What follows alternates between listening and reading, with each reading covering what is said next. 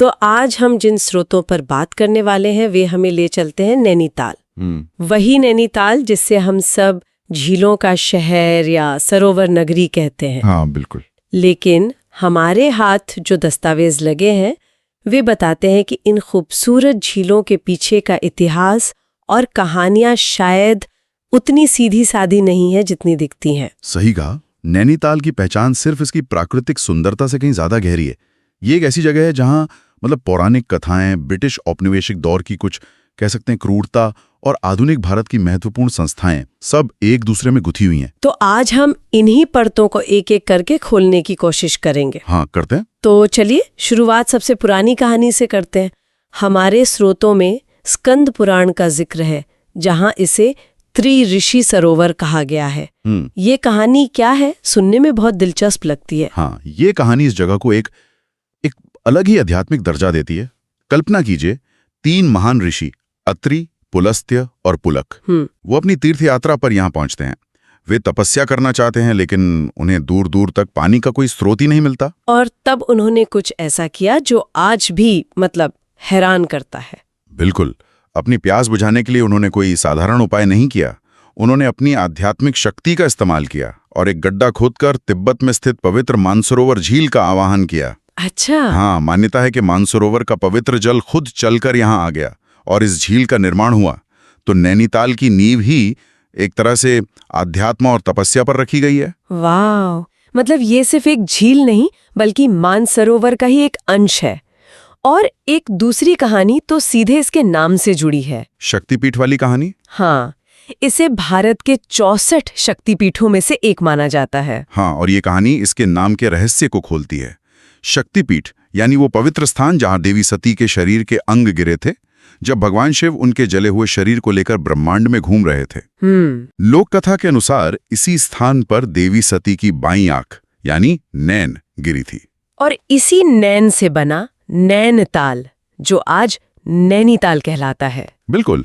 झील के किनारे बना नैना देवी मंदिर आज भी उसी आस्था का प्रतीक है। तो एक तरफ ऋषियों की तपस्या है, दूसरी तरफ देवी की आंख। यहाँ की हवा में ही कहानियां हैं, है ना? और इन कहानियों के बीच 19वीं सदी में एक बिल्कुल अलग तरह की कहानी शुरू होती है जो नैनीताल को हमेशा के लिए बदलने वाली थी। आप 1841 और पी बैरन की बात कर रहे हैं? हाँ। हमारे स्रोतों में ये कहानी बहुत विस्तार से है। एक अंग्रेज चीनी व्यापारी जो पिलग्रिम नाम से यात्रा वृत्तांत लिखता था, वो यहाँ कैसे पहुंचा? वो असल में शाहजहांपुर में चीनी का व्यापार करता था और शिकार का बहुत शौकीन था। अच्छा। उसे किसी स्थानीय व्यक्ति से पता चला कि शेर का डांडा पहाड़ी के पीछे एक रहस्यमयी और बेहद खूबसूरत झील छिपी हुई है जिसके बारे में ज्यादा लोग नहीं जानते। तो बस रोमांच की तलाश में बैरन घने जंगलों से होता हुआ यहाँ पहुंच गया और झील को देखकर वो मंत्रमुग्ध हो गया। लेकिन यहाँ से कहानी एक बहुत ही स्याह मोड़ लेती है। उसने इस जगह को खरीदने की ठान ली, पर जमीन का मालिक एक स्थानीय थोकदार नूर सिंह बेचने को तैयार नहीं था। और इसके बाद जो हुआ वो उस दौर की सत्ता और मानसिकता का एक बहुत क्रूर उदाहरण है। बैरन ने नूर सिंह को दोस्ती के बहाने अपनी नाव में झील की सैर के लिए बुलाया। जब वे झील के बिल्कुल बीच में पहुंचे तो बैरन ने धमकी दी। 1 मिनट, क्या धमकी दी? हाँ, धमकी दी कि या तो वो जमीन बेचने के कागजात पर दस्तखत करें वरना वो उन्हें यहीं झील में डुबो देगा। ये क्या बात हुई? जमीन के मालिक को उसी की झील में डुबोने की धमकी। और सबसे हैरान करने वाली बात तो ये है कि ये कोई सुनी सुनाई बात नहीं है। नहीं, बैरन ने खुद अपने लेखों में इस घटना का जिक्र बड़ी शान से किया है। हाँ, उसने इसे अपनी चतुराई के तौर पर पेश किया। ये उस औपनिवेशिक मानसिकता को दिखाता है जहां स्थानीय लोगों और उनकी संपत्ति का कोई मोल नहीं था। तो डूबने के डर से नूर सिंह ने कागजों पर दस्तखत कर दिए। हाँ, और इस तरह नैनीताल की नींव एक धोखे और जबरदस्ती पर रखी गई। इसके बाद तो जैसे यहाँ अंग्रेजों का तांता लग गया। बैरन ने 1842 में अपना पहला घर बनाया, पिलग्रिम कॉटेज। कलकत्ता के इंग्लिशमैन अखबार में इस जगह के बारे में छपा और फिर ये अंग्रेजों के लिए गर्मियों का सबसे पसंदीदा ठिकाना बन गया। इतना लोकप्रिय हुआ कि 1862 तक इसे उत्तरी पश्चिमी प्रांत की ग्रीष्मकालीन राजधानी घोषित कर दिया गया। ग्रीष्मकालीन राजधानी? हाँ, इसका मतलब था कि पूरा प्रशासन गर्मियों में मैदानों की तपती गर्मी से बचने के लिए नैनीताल आ जाता था। यहाँ सचिवालय बने, बड़े अफसरों के बंगले बने, क्लब, चर्च और यूरोपीय शैली के स्कूल बनाए गए। मतलब एक पूरा का पूरा शहर अंग्रेजी मॉडल पे खड़ा कर दिया गया। बिल्कुल। तो ये तो हुई नैनीताल के बसने की कहानी, जो काफी नाटकीय है। लेकिन जिस चीज के लिए लोग और खुद पी बैरन यहाँ खींचे चले आए, वो तो यहाँ की जमीन और भूगोल है, खासकर यहाँ की झीलें। हाँ, नैना झील तो केंद्र में है ही, पर यहाँ और भी कई झीलें हैं। हाँ, और हर झील की अपनी एक पहचान है, जैसे भीमताल, जो कुमाऊं की सबसे बड़ी झील है। हाँ, फिर है नौकुचिया ताल, जो सबसे गहरी है। कहते हैं कि इसके 9 कोने हैं। अच्छा। और अगर कोई एक ही बार में सारे 9 कोने देख ले तो उसे मोक्ष मिल जाता है। इन झीलों के नाम और आकार भी कितने दिलचस्प हैं। नल दमयंती ताल घोड़े की नाल जैसा है, तो खुरपा ताल जानवर के खुर जैसा। सही कहा। ऐसा लगता है जैसे यहाँ के भूगोल ने ही इन लोक कथाओं को जन्म दिया है। ये सिर्फ पानी के स्रोत नहीं है, बल्कि कहानियों के तालाब है। बिल्कुल। और ये सिर्फ झीलों तक सीमित नहीं है।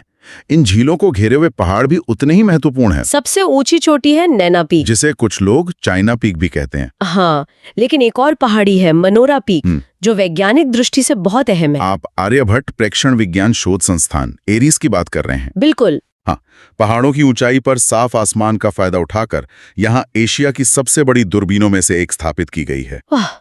तो जहाँ एक तरफ नैनीताल की झीलें धरती की गहराई का एहसास कराती हैं, वहीं इसके पहाड़ हमें ब्रह्मांड की गहराइयों में झांकने का मौका देते हैं। और इस भूगोल में वन्य जीवों का जिक्र न हो, ये तो हो ही नहीं सकता। मुमकिन ही नहीं। भारत का पहला tiger reserve Jim Corbett national park इसी नैनीताल जिले का हिस्सा है, जिसकी स्थापना 1 नवंबर 1973 को प्रोजेक्ट टाइगर के तहत हुई थी।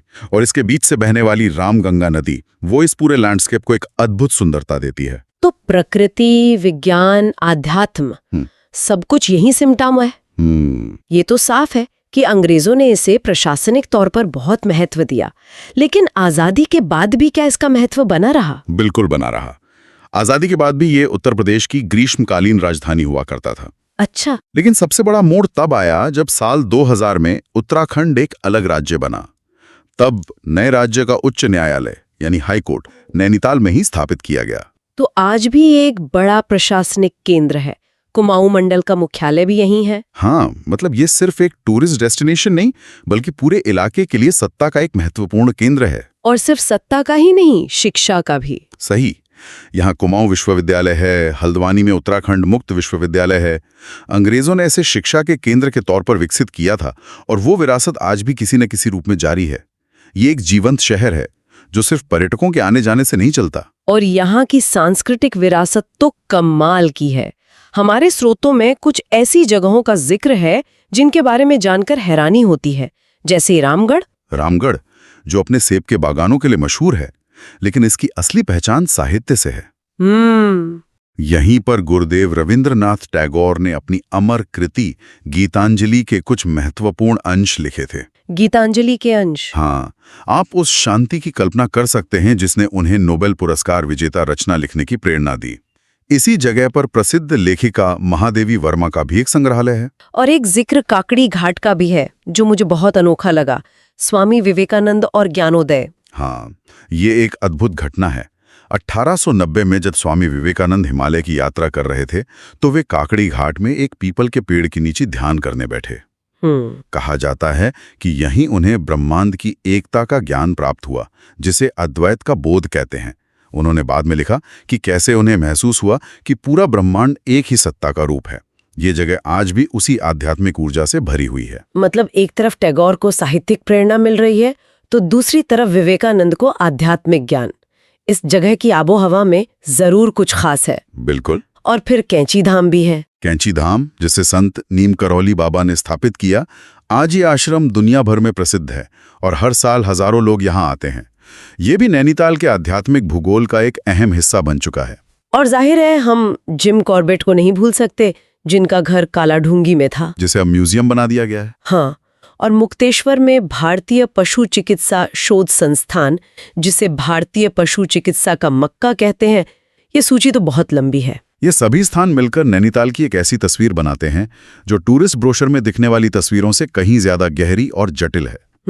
हर मोड़ पर इतिहास, साहित्य, विज्ञान और आध्यात्म की एक नई कहानी आपका इंतजार कर रही होती है। तो नैनीताल सिर्फ पहाड़ों और झीलों का एक खूबसूरत नजारा नहीं है? नहीं, ये ऋषियों के आह्वान से लेकर एक अंग्रेज व्यापारी की जिद तक का सफर है। ये भारत के पहले टाइगर रिजर्व की जमीन भी है और स्वामी विवेकानंद के ज्ञानोदय का स्थान भी। ये एक ऐसा कैनवस है जहां प्रकृति, इतिहास और आध्यात्मिकता के रंग एक दूसरे में ऐसे घुल-मिल गए हैं कि उन्हें अलग करना नामुमकिन है। हर झील, हर पहाड़ी सिर्फ एक भौगोलिक इकाई नहीं, बल्कि अपने आप में एक पूरी कहानी है। इस बातचीत को खत्म करने से पहले सोचने के लिए एक सवाल छोड़ जाते हैं। अगर पी बैरन ने जबरदस्ती और धोखे से इस जगह को हासिल कर इसे एक औपनिवेशिक हिल स्टेशन का रूप न दिया होता, तो आज नैनीताल का स्वरूप कैसा होता? क्या ये आज भी एक शांत रहस्यमयी त्रिऋषि सरोवर ही होता?